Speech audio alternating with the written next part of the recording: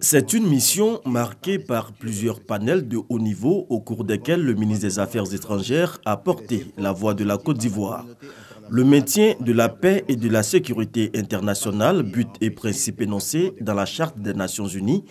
était le thème du débat ministériel initié par le Koweït. Marcela Montano donne la position de la Côte d'Ivoire sur cette problématique. Pour mon pays, le recours à la force dans le but de préserver la paix et la sécurité internationale doit être exclusivement autorisé par le Conseil de sécurité afin de lui conférer l'autorité juridique indispensable à éviter ainsi toutes les dérives et tous les abus.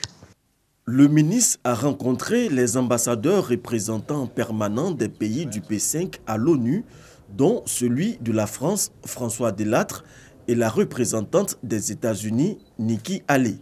Il a par ailleurs eu une séance de travail avec le président du Conseil de sécurité pour le mois de février, le vice-premier ministre koweïtien. Nous avons échangé sur la situation au Moyen-Orient, notamment la crise entre Israël et la Palestine,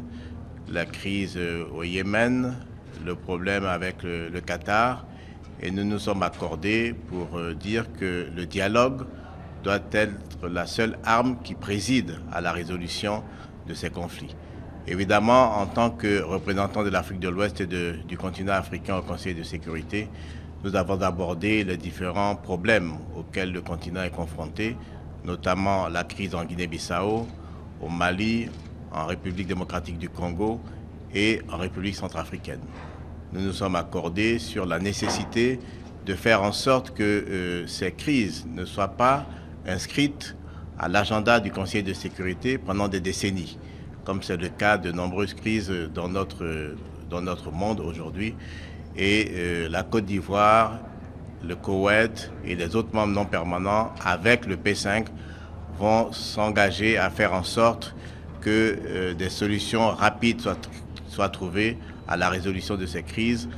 par des innovations sur les méthodes de travail et sur les solutions à y apporter, notamment